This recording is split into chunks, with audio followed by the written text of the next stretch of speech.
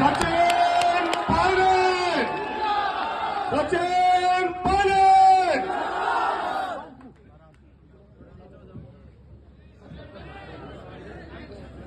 दौसा उपचुनाव विधानसभा में कांग्रेस पार्टी की हमारे लोकप्रिय उम्मीदवार पीसी बहबा जी, हमारी एआईसीसी की जो प्रभारी है राजस्थान की संघर्ष की हमारी बहन पूनम पासवान जी, हमारे लोकसभा के सांसद मराई मीणा जी और रामलाल बोर्ड साहब भी बहुत लंबे अरसे से अध्यक्ष हैं। मैं पूछ रहा था कितने सालों में राम जी लाल को पद छोड़ने को तैयार नहीं है, कितने सालों से अध्यक्ष हैं। मुझे भी चुनाव लड़वा दिया, मुरारी जी को लड़वा दिया और पीसी जी को लड़वा रहे। हमारी बहन ममता भूपेश जी, रफी खान साहब, खटाना जी, इंद्राज जी, शर्मा जी और सभी ओम प्रकाश ओरला जी, दोस्तों, साथियों, बुजुर्गों, नौजवान भाइयों, माताओं, 13 तारीख को चुनाव होगा और सभी लोगों ने आपको विस्तार से बताया क्या पृष्ठभूमि रही। आज उपचुनाव में उम्मीदवार हैं, हमारी पार्टी के हैं, भाजपा के हैं, बाकी 2, 4, 5 और चुनाव लड़ रहे हैं। लेकिन ये चुनाव महत्वपूर्ण है क्योंकि इस चुनाव पर पूरे देश और प्रदेश की नजर है और उपचुनाव होते भी इसलिए हैं क्योंकि महत्वपूर्ण, क्योंकि सरकार दूसरी पार्टी की है। तो 4 साल तक राज बीजेपी का रहेगा, लेकिन इस उपचुनाव में अगर हम लोगों को सत्ता दिए थे साल भर पहले, उन लोगों की जवाबदेही तय करनी है। आज जो किसान पर संकट है, खाद का, डीएपी का, बिजली का, बीज का, हम सब जानते हैं, फसल का टाइम है, हम सब जानते हैं किन दिक्कतों का सामना हमारे किसानों को करना पड़ता है। उसका जवाब अगर चाहिए, जवाबदेही तय करनी है, सरकार को आईना दिखाना है, तो ये उपचुनाव हम लोगों को भारी बहुमत से कांग्रेस पार्टी को जिताना है।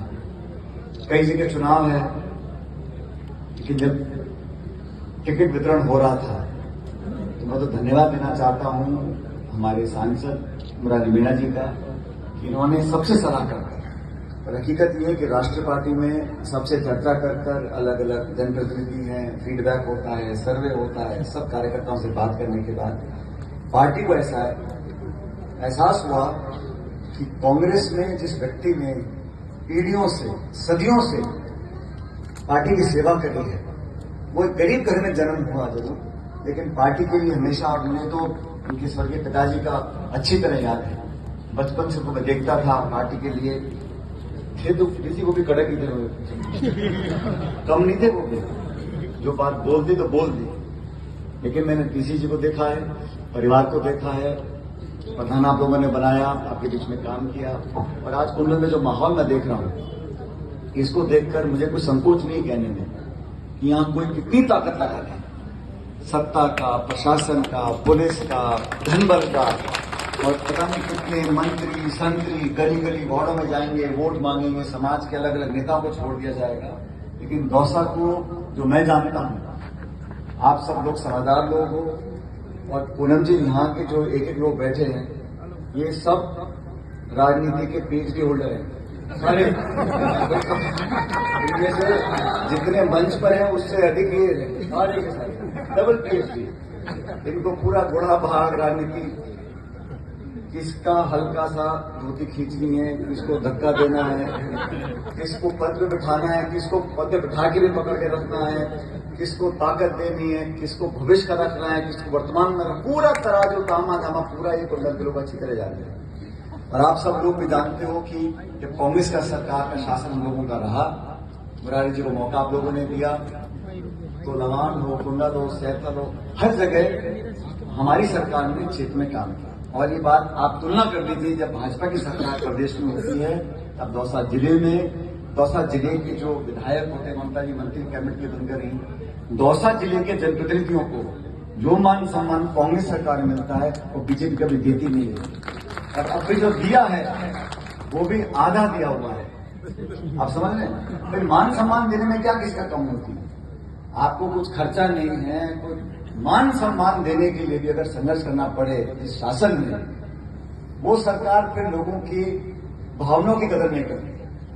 और राजनीति और जनप्रतिनिधि भावनाओं पर जीते हैं, पद पोस्ट तो आते जाते रहते हैं, कोई बर्खास्त कर दे, कोई इस्तीफा दे दे, कोई हट जाए, कोई भाग जाए, पदों की कोई गिनती नहीं है।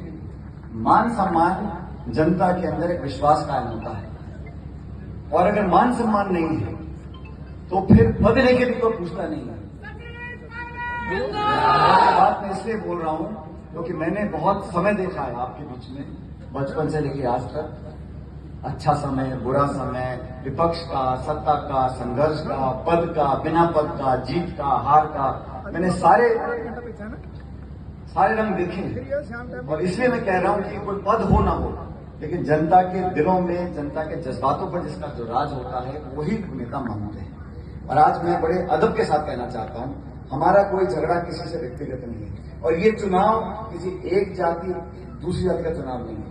ये चुनाव विचारधारा का चुनाव है, दो दलों का चुनाव है, और इस बात का चुनाव है कि कौन बेहतर इस दौसा की सेवा कर सकता है। और मैं आपको आज यहां पर मेरी पार्टी की तरफ से, अपनी तरफ से, मंच पे जो यहां सब लोग बैठे हैं उन सब की तरफ से आपको डीसी बैरवा जी की जमानत देने के लिए आया हूं कि ये जीतने के बाद हम सबको, आप सबको बराबर का मान सम्मान देकर आगे काम करेंगे। कांग्रेस पार्टी।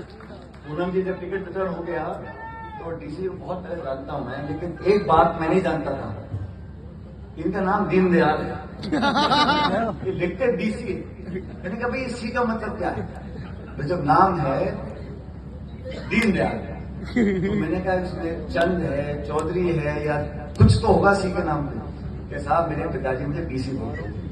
अब मुझे पता पड़ा जब चुनाव प्रचार में देखो लोगों में देख रहा हूँ, और ये बात मुरारी ही बता रहे थे, मैंने कहा भाई ये डीसी का सी क्या है? कैसा ये करंट वाला डीसी, डायरेक्ट करंट तारों में है तो छुएगा तो फिर